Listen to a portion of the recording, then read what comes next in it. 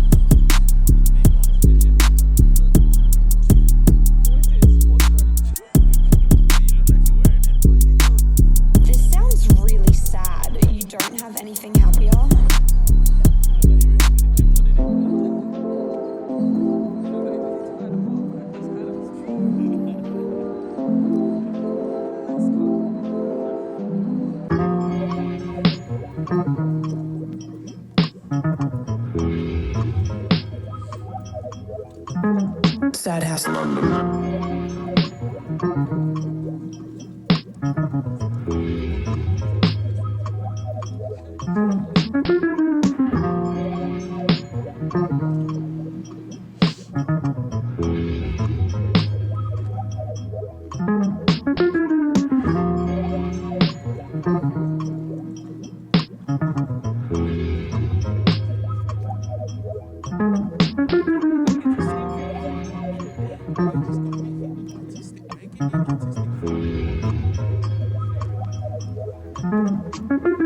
Nah, yeah, Nick, like, with the knick-knack thing, bro, everywhere. The same way you're rocking soft, yeah? And that's the homie in that. You need to be wearing your shit too, you know what I mean? Yeah, of course. Alright, the hoodie's soft, but them joggers, you need to be saying, yeah, they're from Knick-Knack. I know it's a bit overkill at times. No. But in the early days, you need... Bro, look at Beats. When Beats was coming out, we saw it everywhere. Every video, everyone was wearing Beats. Yeah. Everyone. Now, you know Beats. It's a household name, like. You don't need to see it everywhere to know it's a thing, like. 50 Cent was good at it as well. All the time he'll tell you about the headphones he's got out, or something else is there, or something else, you know what I'm saying? That's it.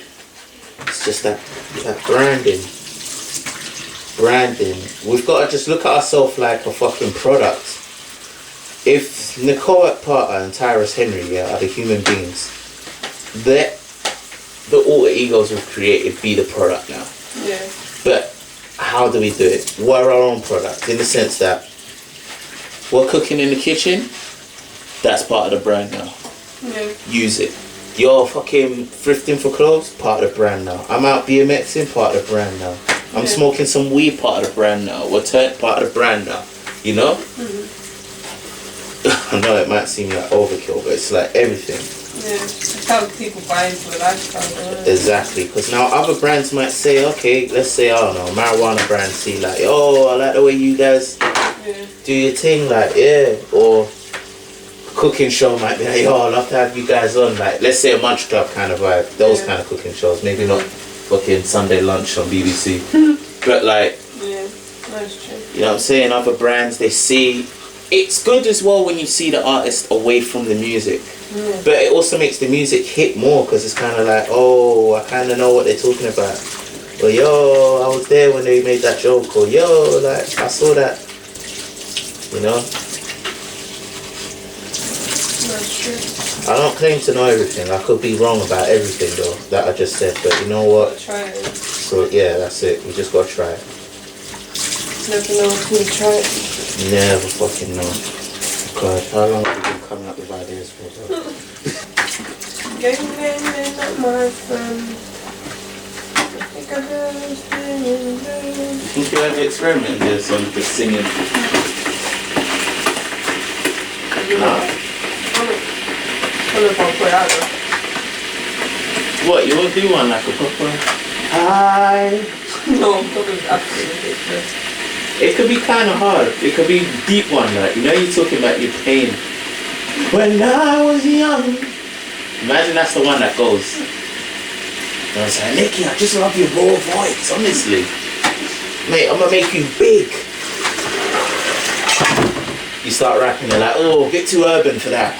A bit too urban. Let's stick to the singing, yeah? Alright, I've got a couple of producers, Dr. Luke and that. They'll make you stars, love. But I normally work with Henny. Like, Henny, nah, love, where we're going. You're not gonna need Henny anymore. He's holding you back. He's holding you back. You love that narrative so much. Can you tell us like my insecurities? Yeah, definitely. I don't know what the conversation is behind the scenes. Yeah, but you know what I find? The unification between a man and a woman is something that we need to start seeing more of. I know it's a time where it's like, no, it's forever, bro. You need to show that men and women. Right, you ready for any spring onion in there? It's all there, bro. No more. Yeah. All of there, bro. Literally. That's a tiny spring onion. Come on, a little bit more. Couple more. Couple more. Right, well. How many onions do you want, bro? Onion there, onion there. I just grew to really love onion. I ain't even gonna lie to you. Get the red onions, so. I've got one in there, but I'm gonna save that for the egg muffin. No, I was joking, bro. Nah, I ain't joking, man. Food no more. What was I gonna say though? Yeah, sorry. That unification I feel, man, between a man and a woman needs to be seen. Because there's a divide. Obviously there's always been one, but not only do we need to show men standing with women more, but we need to show men and women just working together successfully to create great shit without feeling the need of one is holding the other back because, you know, I don't know. Like they say, if I love you, great minds, a woman, I love you, great woman, It's true. Bro, of course, it's the balance, man. There's certain things that I wouldn't be able to pick up on that you can. Or just your experience of being a woman, you'll be able to articulate way better than I can. Or there's things you could teach me that I would never know as a male. And there's things I could teach you as a male that you might not know as a woman. Who knows, bro? But fuck, innit? It's not the same. Sound like you're ready to start galloping. No, like sheep.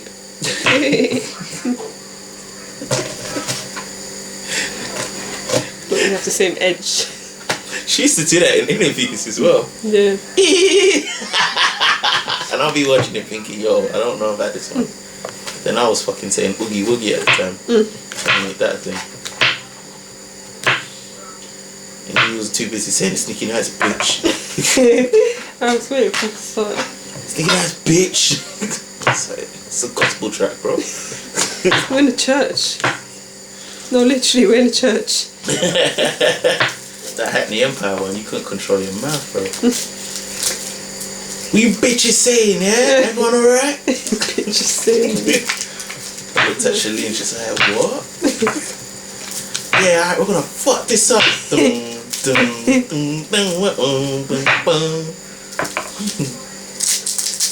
You're like, take no prisoners, yeah? Take no prisoners. Fuck that DJ, spin that back. It's like, this ain't that kind of show, my girl. Like, right now, we'll get off stage. Remember when you lost, yeah? Shalene looked at me and said, you didn't vote? I said, I did. She said you didn't vote? Yeah, Shalene was on Why did she speak to the Bro, phone? back in the day, Shalene was on crud with me, bro. She said she messaged about 500 times. Then she was just there on the phone messaging me. I sent it out, I voted again. Back in the day, I've always had the kind of deadest phone out of the group as well. You know, I never win things. Huh? You know, I've never won anything. The thing Neither. calmed down with me was the first time. That's why I'm so shocked. Good on you, bro. I'm still waiting. I I've never been first in something. Neither, bro. So You are the winner. It's like, what? Not me. That should make you want to start crying. Starting some long speech about when I was younger. I used to do this thing and then nobody cared. But then me and Hannah have already left. Like, see you next week. Yeah, you guys are so pissed off. Advice I'll always give anyone, like, you know what you want you to sound like more than anyone, you know what I mean? Like, and essentially if you go to any label or manager, you always want to know who you are before someone else tells you. So like, even though maybe our communication and the way we spoke about it wasn't the best, it's good that you voiced your concerns, because imagine we were just like, yeah, let's go, let's put it out.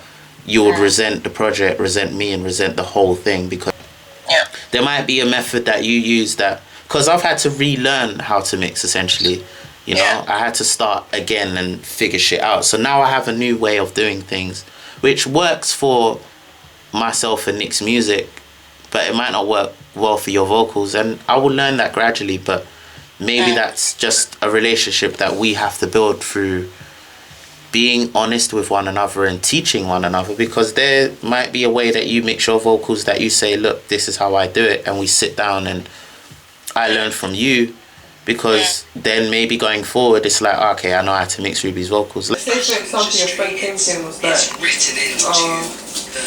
I haven't got a song in like 2 weeks, you know, I'm a failure, I might just quit. Obviously when you say to them, what I would personally say to them is like, oh, that's a meaning of failure, you know. It's just maybe you don't have the inspiration, like give them another option, apart from the fact that they're a failure. That's very black and white thinking, you know. Yeah, of course. It's like either or. There's no middle ground. And life's not like that. Do you know what I mean? Bro.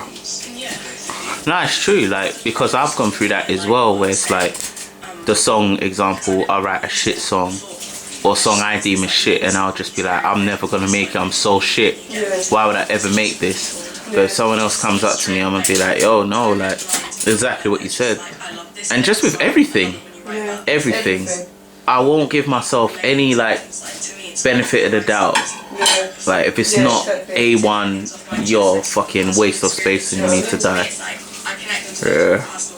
What we was talking about is like, what did I say? I was like, read about them and talk to people about them. And then what I was saying before about young girls. We was talking about like reaching out to me. Basically, I had to give an example. So it was like how to like change your automatic thoughts and basically swap it for like a more helpful one. And whatnot. And then I gave an example saying that recently, because obviously COVID's happened and I haven't performed in ages, I was like, sometimes I'll be chilling watching Netflix and I just get this overwhelming sense of dread. So I'm thinking, oh God, I've got to perform soon, you know. Just overburdens me. And then I was like, and then when I get like that, I feel like, this anxious feeling that I'm feeling means that I won't be able to perform again, and everything I'm doing in my career I might have to stop, you know. Yeah. Because it's like, if I can't do the main thing with it, then that means there's no point, you know. Yeah. Just wasted time and blah blah blah. And obviously when I was saying that to them, they were like, that's such black and white thinking. Do you know what I mean? They were like, that is so irrational. The fact that they were like, even though you are feeling anxious, does that necessarily mean you're incompetent or you're unable? No, not really. Yeah. A lot of people, everyone has anxiety to a certain extent. Everyone feels anxious about something, you know. Yeah, of course. And they were like, she was like, what did she say again? She was like, how do you feel when you think about basically not performing to your greatest or whatever? Like, what pressures do you put on in your thought process when you think that you might not be able to perform and whatnot? And she was like, what did she say again? It was like along the lines of, instead of thinking that you won't be able to do it again, change that thought into like a more helpful one, saying that I'll be able to do this, 1, because I've done it before, and I can do it again. 2, even if it's not great, what's the worst that can happen, you know? Absolutely. That kind of thought pattern. Even if it's not the best show you've done, does that necessarily mean that That's it. Do you know what I mean? Yeah, like, no, facts. and then like one girl called Olivia, she was in the group, and she was like, even if you've done a bad show, no, she was like, when you do a bad show, what do you feel and think after? And I was like, sometimes when I do a bad show and I feel like awful after, I always think maybe I should just quit, or that was shit. Do you know what I mean? Everyone thinks it's shit. They're talking about me now, and they're gonna, do you know what I mean, go after and be like, I'm never coming back to that show, and that just really the weird thought patterns. And then she was like, she even said like, whenever I've gone to like shows, performances, and I can see that someone's anxious on stage, she was like, that never crosses my mind, you know, that maybe they should quit or anything like that. It's like, it's almost human, you know. Can you imagine thinking that, watching you know what I mean? someone nervous be like, yeah, you should really quit? Do you get what I'm saying? And it's like, that makes you think, because it's like, the feelings that you're feeling, the thoughts that you're feeling, is never what anyone else is thinking. Yeah. Even if you do mess up on stage, people in the crowd are not really caring. They're just like still entertained, you know. Yeah. And I was like, I know that's true, but I know that I have evidence to back that up, because I was like, there's been so many times when I've been on stage, like be feeling hella awkward or anxious, and I've came off and people are still like, oh my god, that was sick, you know. And it just shows that. Yeah. It's not that deep. It's never that deep. We're our harshest critics, you know. We're always gonna kind of talk shit about ourselves way deeper than anyone else ever will even think to. And you'll think even people who are purposely trying to run you down, you've probably said those things about yourself a million times, you know. So it's kind of like, it's not new, but it's I don't know, it's the hurtful thing again. You know why I almost feel like that kind of answers the thing of when a million people say you're great and then that one person says you're shit. It hurts more because that person is kind of agreeing with the internal dialogue that you have about yourself already. And it's that moment of like, oh shit, like, so it is real.